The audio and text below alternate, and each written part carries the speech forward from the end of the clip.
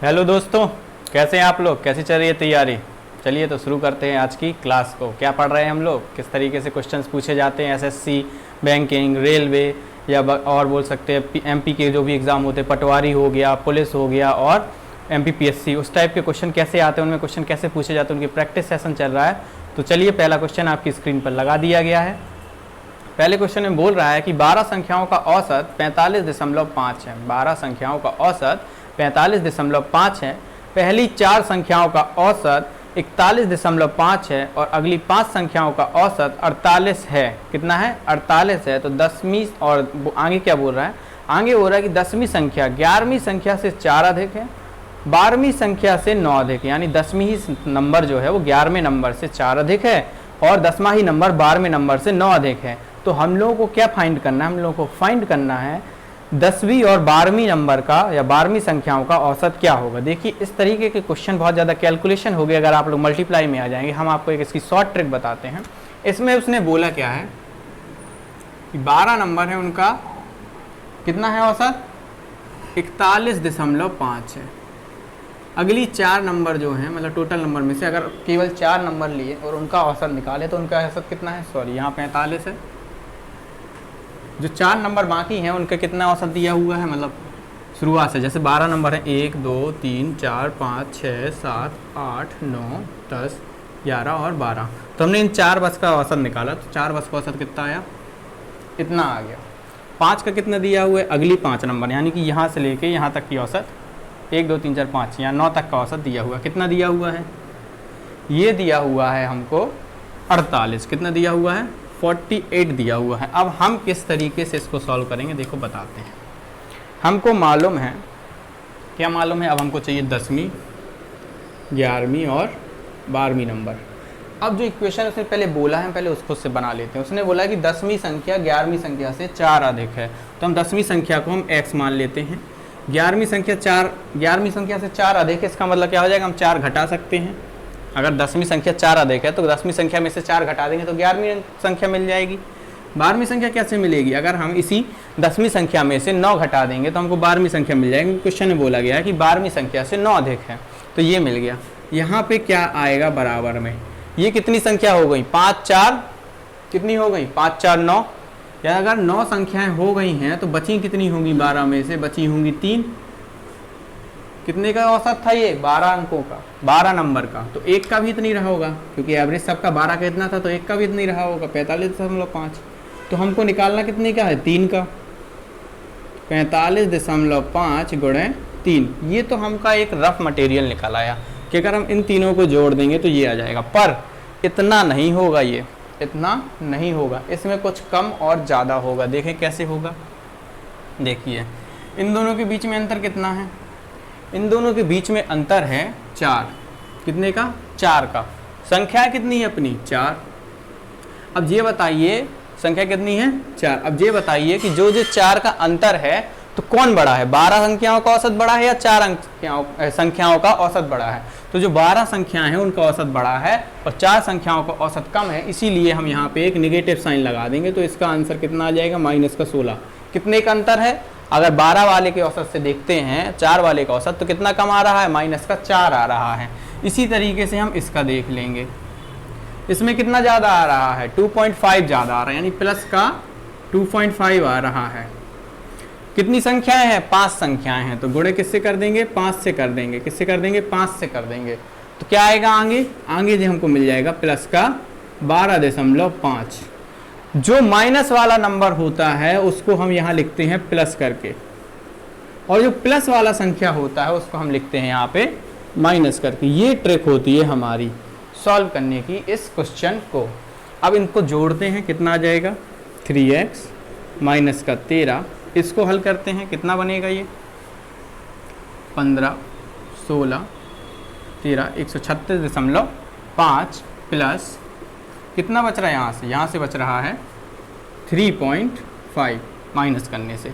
और अगर हम इन दोनों को जोड़ देंगे तो हमारे पास आ जाएगा 140। अब हमको क्या चाहिए? हमको तो x की वैल्यू चाहिए।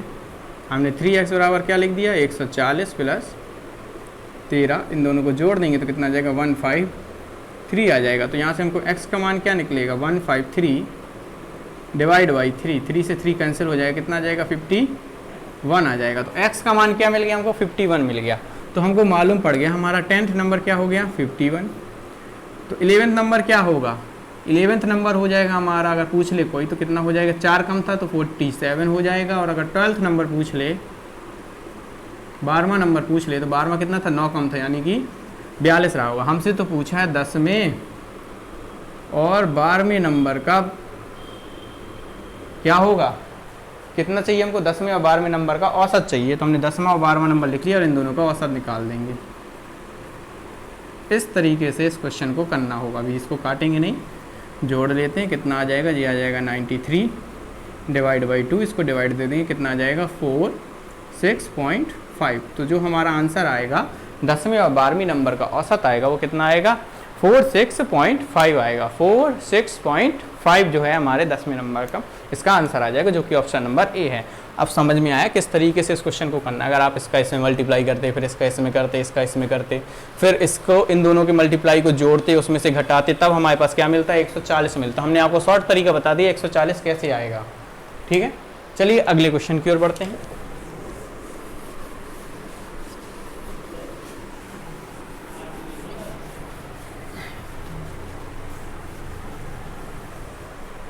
देखिए नेक्स्ट क्वेश्चन बोल रहा है कि एक शंकुकार तंबू के आधार की परिधि, परिधि मतलब समझ रहे हैं क्या होता है, सरकमफ्रेंस बोलते हैं इसको या पैरामीटर बोलते हैं हिंदी में, कितना दिया हुआ है 44 मीटर दी हुई है। यदि तंबू की ऊंचाई यानी कि हाइट, जैसे टेंट लगाते ना इस तरीके का टेंट होता है, तो ये वाली हाइट होती है ना, ये वाली हाइट कहलाती है। ये यहाँ से यहाँ तक की दूरी हाइट कहलाएगी। उस तंबू की कितनी दी है 36 मीटर दी है। इसके बाद बोल रहा है कि तंबू बनाने के लिए जो कैनवास है, अगर तंबू ऐसा है तो उसमें एक ऐसा चद्दर लपेटेंगे अपन लोग, तो उस चद्दर को लपेटने के लिए कितना चद्दर हमको जरूरी पड़ेगा, कितना क्षेत्रफल का चद्दर जरूरी पड़ेगा, इस चीज को हमको निकालना है। सबसे पहले हमको पता होना चाहिए कि शंकु होता कैसा है। शंकु कुछ इस प्रकार का होता है और इसमें फॉर्मूले का बहुत रोल है। ये क्या होती है, इसकी रेडियस होती है, ये क्या होती है, ये इसकी हाइट होती है, और ये क्या होती है, इसकी स्लैंट हाइट होती है, या फिर बोल सकते हैं स्लैंट हाइट होती है। इसके बाद ये 90 डिग्री का एंगल यहाँ बनता है। अब सुनिए होता क्या है, उसने हमको ये दिया हुआ है, ये वाला एरिया कितना दिया हुआ है, ये पूरा दिया हुआ एरिया नहीं है, क्या है ये सरकमफ्रेंस। वृत्त का परिमाप क्या कहलाता है,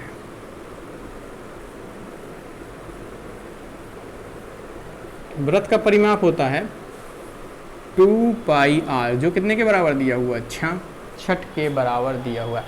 क्योंकि एक शंकु में नीचे क्या बनता है, वृत्त बनता है। वृत्त का ही परिमाप क्या होता है, ये होता है। यहाँ से हम r निकाल देंगे तो क्या करें, 2 गुणे 22 बटे का 7 गुणे का r बराबर 66। तो क्या हो गया, 22 से ये कट गया 3 बार, r बराबर कितना आ गया 10.5।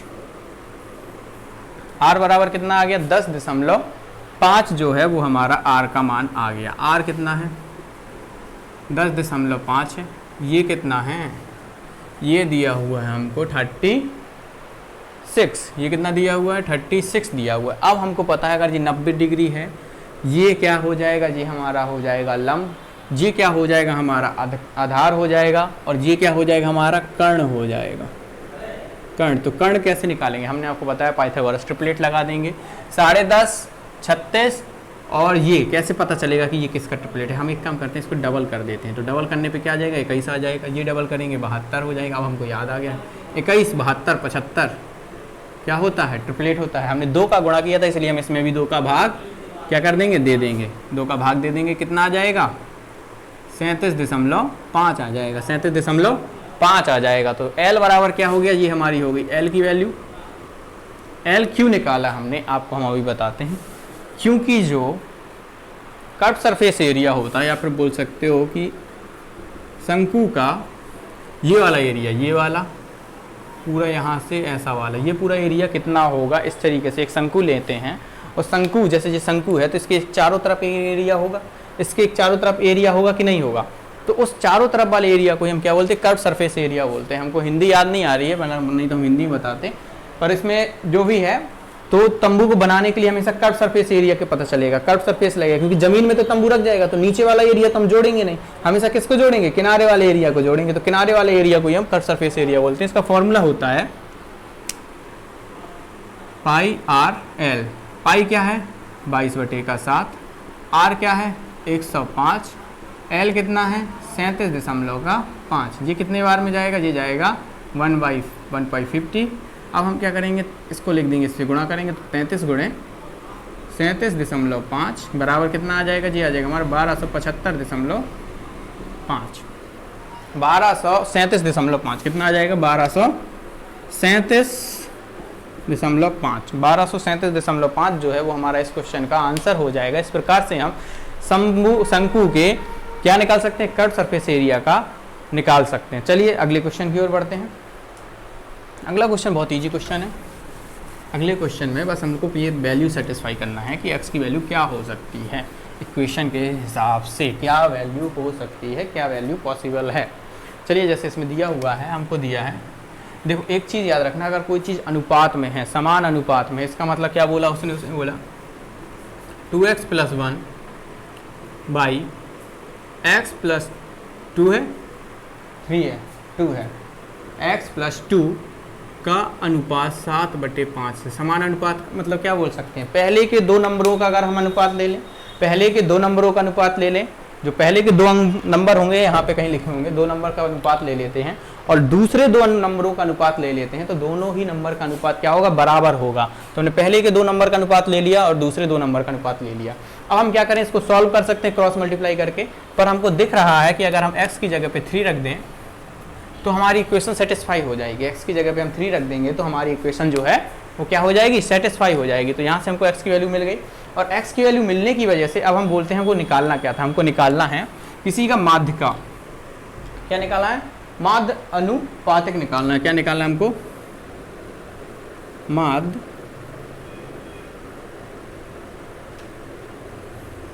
अनुपातिक निकालना है। इसका कैसे निकालते हैं, इसमें लिखते हैं हम अंडर रूट, पहला संख्या क्या है, पहली संख्या जो दी है उसको लिखेंगे। तरीका होता है ये निकालने का, इसका फॉर्मूला होता है मल्टीप्लाई लगाएंगे। दूसरी संख्या क्या दी है 8 गुणे 1 प्लस का x। अब हम क्या करने वाले हैं, ये फॉर्मूला होता है, फॉर्मूला क्या होता है, माध्य अनुपातिक निकालने का फॉर्मूला होता है अंडर रूट AB, ठीक है, जिसको बोल सकते हैं GP भी बोल सकते हो, GP में भी यही टर्म का यूज करते हैं। चलिए तो इसको निकालते हैं हम। x की जगह क्या रखना, हमको 4 रखना है, 4 नहीं सॉरी 3 रखना है, क्योंकि x की वैल्यू क्या है हमारी 3 है। चलिए रखते हैं 4.5 मल्टीप्लाई बाई 8 मल्टीप्लाई बाई 1 + 3 और मल्टीप्लाई बाई 1 + 3 कितना आएगा, अंडर रूट कितना हो गया जी, हो जाएगा हमारा 36 गुणे 4 गुणे का 4। अब हम जानते हैं कि 4 गुणे 4 क्या होता है, 4 की घाटे 2, यानी हम क्या कर सकते हैं, रूट से बाहर निकलेगा 4। यहाँ 36 किसका स्क्वायर होता है, 36 होता है 6 का, तो 6 बाहर निकल आएगा। आंसर कितना आ जाएगा हमारा, आ जाएगा आंसर 24। तो इस क्वेश्चन का आंसर क्या है, 24 जो है वो इस क्वेश्चन का आंसर है। चलिए अगली क्वेश्चन की ओर बढ़ते हैं।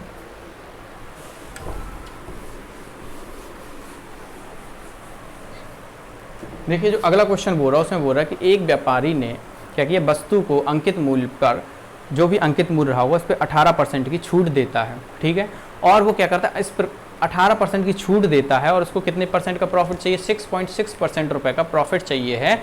तो आप बताइए कि उस व्यक्ति ने क्रय मूल्य से कितनी परसेंट बढ़ाकर वैल्यू अंकित की होगी।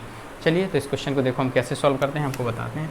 एक कॉन्सेप्ट होता है, जो कॉन्सेप्ट याद रखना है आप लोगों को, वो कॉन्सेप्ट क्या है, कॉन्सेप्ट ये है कि रेशियो अगर हमको चाहिए CP और MP, यानी कि अंकित मूल्य और क्रय मूल्य का, मतलब बोल सकते हैं क्रय मूल्य और अंकित मूल्य का अनुपात निकालना हो, तो हम क्या करते हैं, 100 में से जो हमारा छूट प्रतिशत या फिर डिस्काउंट प्रतिशत होती है, डिस्काउंट प्रतिशत को घटा देते हैं और 100 में ही प्रॉफिट प्रतिशत को हम क्या कर देते हैं, जोड़ देते हैं। इतना समझ में आ गया क्या हुआ ये।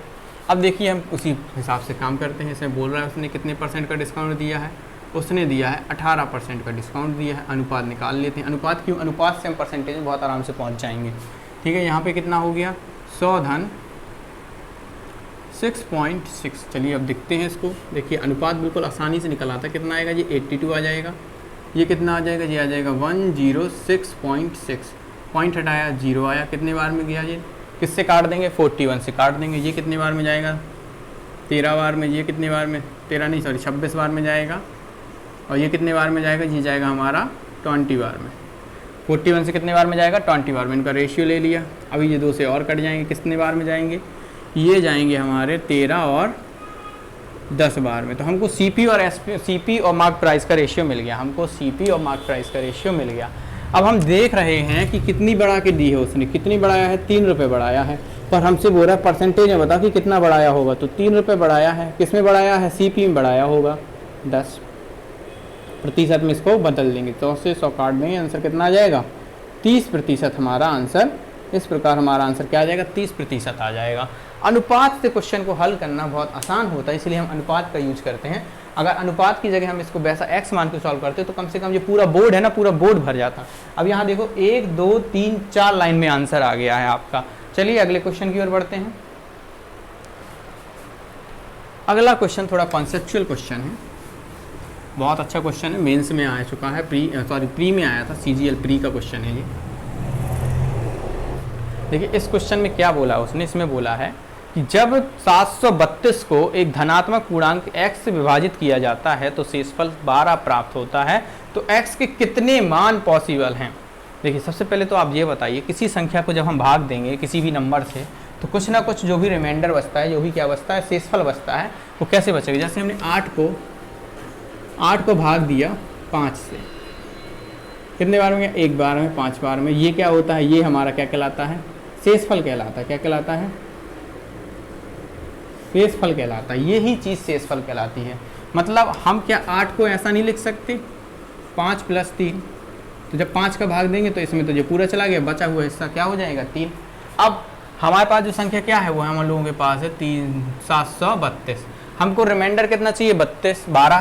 तो हम क्या कर सकते, कि हम इसको ऐसा नहीं लिख सकते, 720 + का 12, जो रिमाइंडर चाहिए उसको हमने अलग ही कर लिया कि हमको इतना क्या चाहिए, भागफल, वो शेषफल चाहिए।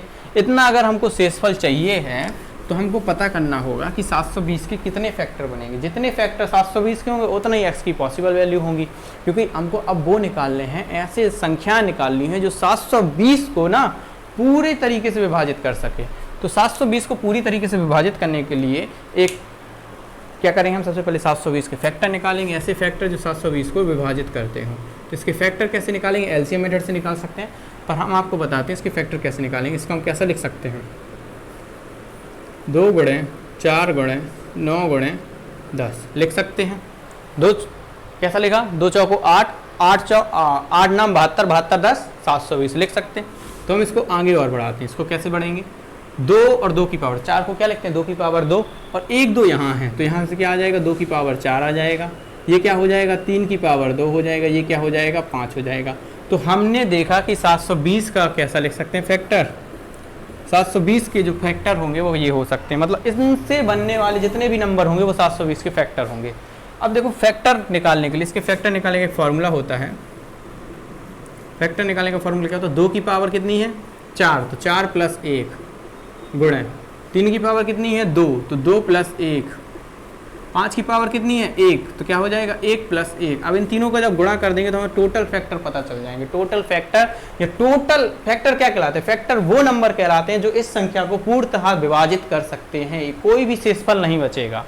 तो हमने निकाल लिए, कितने आ गया, 5 × 3 × 2, कितना आ गया, ये 30 आ गया। ऐसी कितनी संख्या है, 30 संख्याएं हैं, पर हमने देखा रही ऑप्शन में तो 30 है ही नहीं।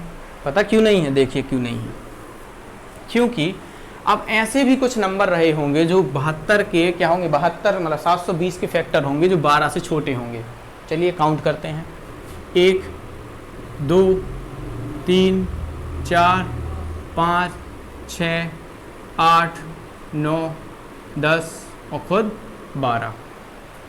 इन संख्याओं से क्या ये भाग जा सकता है, इसमें बताइए, 720 में इन संख्याओं से भाग चला जाएगा कि नहीं जाएगा, 7 से नहीं जाएगा, 7 से कुछ रिमाइंडर बचेगा, क्योंकि 7 इसका मल्टीपल नहीं होता फैक्टर। तो ये वो फैक्टर हैं जो क्या होंगे, इसको तो भाग दे रहे हैं, इसमें भाग दे रहे हैं और इसमें गिने भी गए हैं, पर वो 12 से छोटे हैं। तो देखना कितने हो रही है, 1 2 3 4 5 6 7 8 9 और 10। यानी कि जो हमको ऐसे नंबर चाहिए जो 12 से बड़े हों और क्या हो, पूर्णतः विभाजित करें। तो 10 थे ऐसे, तो 10 काट दिया, कितना बच गया 20। तो जो x की पॉसिबल वैल्यू होंगी, x की पॉसिबल वैल्यू या फिर मान जो होंगे, जो क्या होंगे, कितने मान पॉसिबल होंगे, तो कितने मान पॉसिबल होंगे, 20 मान पॉसिबल होंगे। चलिए अगले क्वेश्चन की ओर बढ़ते हैं। आज के क्वेश्चन थोड़ी हार्ड लग रहे होंगे आपको, क्योंकि बहुत ज़्यादा कॉन्सेप्चुअल क्वेश्चन है, जो बहुत हार्ड शिफ्ट से हमने क्वेश्चन उठाए, जो हार्ड शिफ्ट आई थी एसएससी की, सीजीएल की, उससे हमने क्वेश्चन लिए हैं।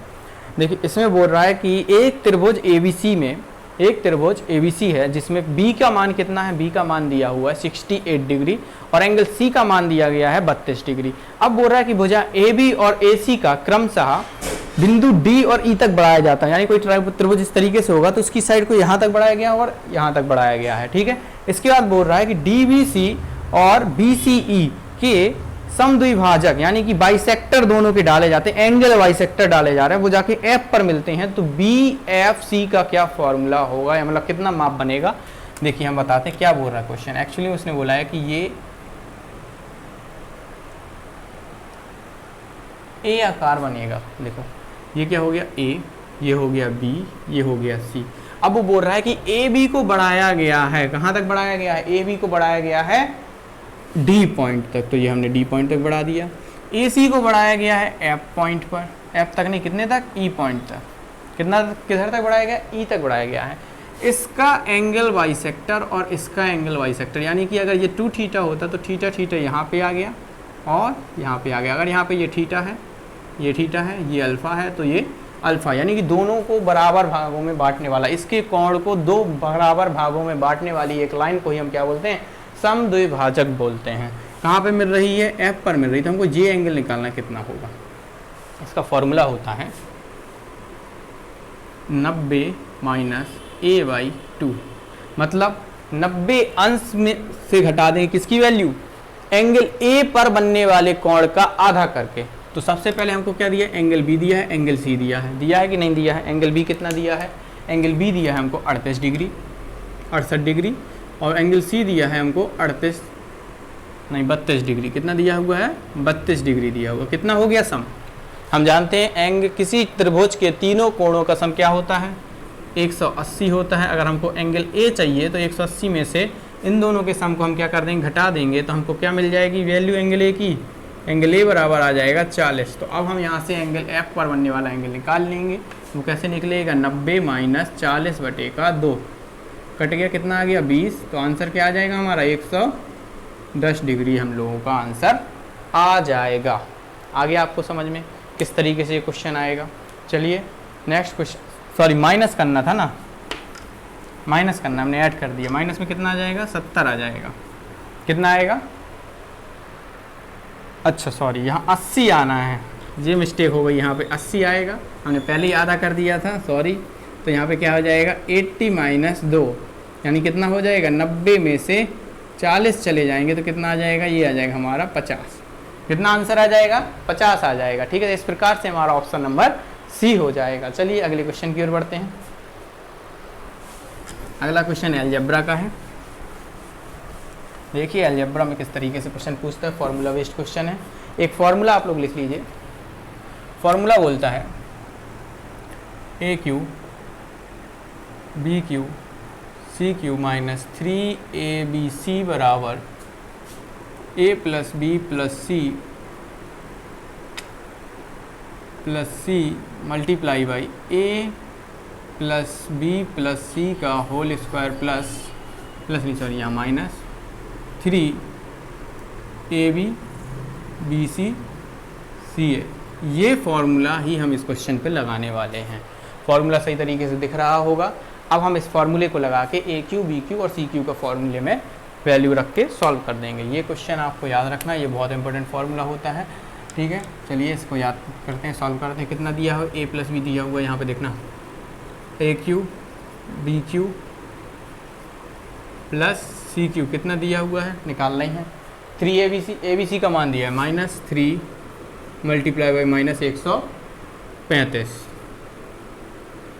यहाँ कितना होगा 11, ए प्लस बी प्लस सी कितना दिया है 11, 11 का स्क्वायर -3 मल्टीप्लाई बाई 3, ये हो गया। चलिए अब हम सॉल्व करते हैं एक एक करके। ये हमने फॉर्मूले के हिसाब से वैल्यू रख ली। चलो सॉल्व करते हैं। कितना आएगा, A cube plus B cube plus C cube, कितना आएगा यहाँ पे सी क्यूब, माइनस माइनस का मल्टीप्लाई होगा तो क्या हो जाएगा भैया, माइनस माइनस का मल्टीप्लाई होता है तो प्लस हो जाता है। इनका मल्टीप्लाई करना स्टार्ट किया हमने, कितना आ गया 5 10 4, 405 आ जाएगा। यहाँ कितना आ जाएगा 11 गुणे 121 माइनस 9, इन दोनों को हल कर देते हैं, कितना आ गया 11 गुणे 112, मल्टीप्लाई कर दो 12 2 3 और 2, इतना आ जाएगा हमारा इसका मल्टीप्लाई। तो हम क्या करते हैं, अब जो 405 है यहाँ पे लिख लेते हैं, A cube plus B cube plus C cube plus 405, ठीक है। अब हमको निकालना क्या है भैया, A cube plus B cube plus C cube निकालना। क्या है, इस क्वेश्चन को करने का सही तरीका यही होता है, और आप लोगों को इसके लिए क्या करना पड़ेगा, ज़्यादा से ज़्यादा प्रैक्टिस करनी पड़ेगी ताकि आप लोग इस क्वेश्चन को ज़्यादा से ज़्यादा तेज़ी से स्पीड से कर सकें। कितना आ जाएगा, 7 आ जाएगा, 2 आ जाएगा और 8 आ जाएगा। 827 जो हो जाएगा वो हमारा इस क्वेश्चन का आंसर हो जाएगा, जो कि ऑप्शन नंबर डी है। चलिए अगले क्वेश्चन की ओर बढ़ते हैं। फॉर्मूला बेस्ड था, बहुत ईजी है, बिल्कुल सिंपल तरीके से कर सकते हैं। नेक्स्ट क्वेश्चन बोल रहा है, अलजेब्रा का ही क्वेश्चन है। इसमें जो प्रॉपर्टी हम आप लोगों को एक दिन लिखवा चुके हैं, उसी प्रॉपर्टी के बेस्ड ये क्वेश्चन है। देखिए इसमें बोल रहा है कि हमको दिया हुआ है 5x प्लस 1/3x बराबर 4 दिया है। हमको निकालना क्या है, 9x स्क्वायर प्लस 1/25x² बराबर निकालना है। अब एक चीज़ देख रहे हो, यहाँ ऊपर तो भैया 5 दिया है, पर यहाँ नीचे 5 का स्क्वायर दिया है। तो हम क्या करें, ऐसा करते हैं कि हम इसमें क्या कर देते हैं, 5 का मल्टीप्लाई नीचे कर देते हैं। तो 5 का मल्टीप्लाई इसमें किया हमने किससे, मल्टीप्लाई बाई 1, सीधे सीधे अपन ऐसा करते हैं, इसमें क्या किया गया है, 3/5 का मल्टीप्लाई किया गया। 3/5 का पूरी इक्वेशन पे मल्टीप्लाई कर देंगे, तो जो इक्वेशन यहाँ थी वही इक्वेशन यहाँ आ जाएगी। देखो कैसे आएगी, करना स्टार्ट करते हैं। कितना आ जाएगा जी, आ जाएगा 3x मल्टीप्लाई बाई 5/5, 5 से 5 कैंसिल हो जाएगा, प्लस 3/5 मल्टीप्लाई बाई 1/3x और बराबर में 4/4 गुणे 3/5।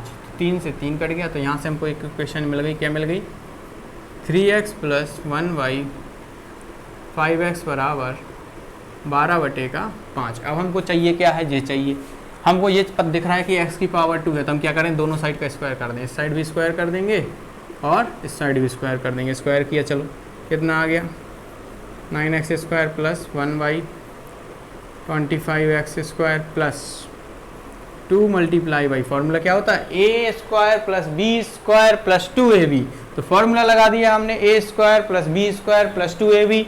और अब इस फॉर्मूले को हम क्या करने वाले हैं, आगे एक्सटेंड करेंगे। तो 3x का स्क्वायर 9x स्क्वायर हो गया, 1/5x का स्क्वायर कितना हो गया, 1/25x स्क्वायर हो गया। इसका स्क्वायर का एक्सटेंड किया, फिर फॉर्मूला क्या होता है, 2ab फॉर्मूला होता है। तो 2 लिख दिया, 3x लिख दिया, मल्टीप्लाई 1/5x लिख दिया। यहाँ पर x से x कैंसिल हो जाएगा, इनका स्क्वायर करेंगे। 12 का स्क्वायर कितना होता है, 144। 5 का स्क्वायर कितना होता है, 25। हमको चाहिए केवल इसकी वैल्यू है, तो हम इसकी वैल्यू बस निकाल लेंगे। कैसे निकलेगी, 9x square plus 1/25x square बराबर 144/25 माइनस कितना हो रहा है, 6/5। 6/5। एक काम करते हैं, यहाँ 25 से यहाँ 25 बना देते हैं, 5 से यहाँ 5 से यहाँ गुणा कर देंगे। आंसर कितना आ जाएगा, 30 जाएगा, 114/25। ये हमारा क्या हो जाएगा, आंसर हो जाएगा हमारे क्वेश्चन का। तो ऑप्शन नंबर क्या हो जाएगा, सी हो जाएगा। क्या हो जाएगा, ऑप्शन नंबर सी हो जाएगा। हमने क्या किया, यहाँ पे 5 से ऊपर नीचे गुणा करके जो अंश जो हर होता है उसको क्या कर लिया, एक सा कर लिया, डिनोमिनेटर को हमने एक सा कर लिया है। चलिए अगले क्वेश्चन की ओर चलते हैं।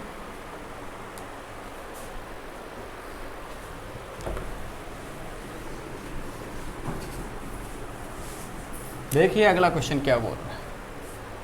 अगला क्वेश्चन बोल रहा है कि एक चतुर्भुज है जो कि चक्रीय चतुर्भुज है, जिसमें ए बी का मान दिया हुआ है 16.5 सेंटीमीटर, बी सी का मान दिया हुआ है x सेंटीमीटर, सी डी का मान दिया हुआ है 11 सेंटीमीटर। तो डी ए डी का मान कितना, ए डी का मान कितना दिया है 19.8 सेंटीमीटर। और बोला गया है कि बी डी जो है वो द्विभाजित हो रहा है ए सी के द्वारा।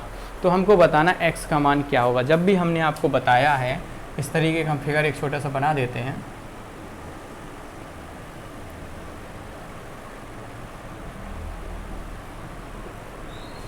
ये क्या होगा, 4 हम लोगों के पॉइंट होगा, जो कि एक साइक्लिक क्या बन जाता है, क्वाड्रेटर यानी कि चक्रीय चतुर्भुज बन जाता है। इसमें बोल रहा है कि BD है वो AC के द्वारा 2 भागों में बराबर बांटा जा रहा है। तो हम क्या लिखेंगे, इससे हमको फॉर्मूला बता चुके हैं। AB जब बराबर बांटा जाए तो इसको और इसको गुना करते हैं हमेशा। जिस लाइन ने डिवाइड किया होगा 2 भाजित में, तो 2 ट्राइंगल बनेंगे, एक इस साइड एक उस साइड, तो उसकी आजू बाजू की मतलब एडजेसेंट साइड्स का मल्टीप्लाई लिखते हैं। किसके बराबर होगा, AD मल्टीप्लाई बाई AC के, हो AC नहीं सॉरी DC के। हो सकता है कि कभी ये वाली लाइन इस वाली लाइन को विभाजित करे बगल में, तो इसका मल्टीप्लाई इसके और इसके बराबर होगा। तो ये फॉर्मूला आपको उस पर डिपेंड करता है कि कौन सी लाइन किसको दो विभाजित करती है। अब इसमें जो भी फॉर्मूले में वैल्यू रखी हुई है उनको हम रख देंगे और हल कर देंगे। पहले AB की वैल्यू कितनी दी है, 16.5 दिया है। BC की वैल्यू कितनी दी है, BC ही हमको निकालनी है जो कि x दी है। इसके बाद बोल रहा है कि CD कितना दिया है, 11 दिया है, और AD कितनी दी है, 9.8। यहाँ पॉइंट सेट आया, पॉइंट आ गया 18, और ये कितना आ गया 15, 15 से इसको काटेंगे 1.2, मल्टीप्लाई कर दिया तो x की वैल्यू आ गई हमारे पास 13.2। कितना सरल क्वेश्चन है, बस फॉर्मूला होना चाहिए आपको, क्या होना चाहिए, कॉन्सेप्ट क्लियर होना चाहिए। कॉन्सेप्ट क्लियर है तो आप इसको सॉल्व कर सकते हैं आसानी से। तो आज की क्लास आपको कैसी लगी, कैसी लगी आज की क्लास, अच्छी लगी? चलिए तो आगे अब नेक्स्ट क्लास में हम लोग आगे क्वेश्चन देखेंगे। आज के क्वेश्चन को यहीं पे समाप्त करते हैं आज की क्लास को। और क्लास अगर अच्छी लगी है तो क्लास को ज़्यादा से ज़्यादा शेयर कीजिए और ज़्यादा से ज़्यादा लोगों तक इस चैनल को पहुंचाइए। और कल से आप लोगों की क्लास जो होगी वो क्या होगी, लाइव क्लास होगी। जो भी लेक्चर होंगे सब लाइव होंगे, तो आप लोग ज़्यादा से ज़्यादा लोगों तक शेयर कीजिए और ज़्यादा से ज़्यादा लोगों को इसका अनुभव दीजिए। चलिए तो आज की क्लास को यहीं समाप्त करते हैं। Thank you class.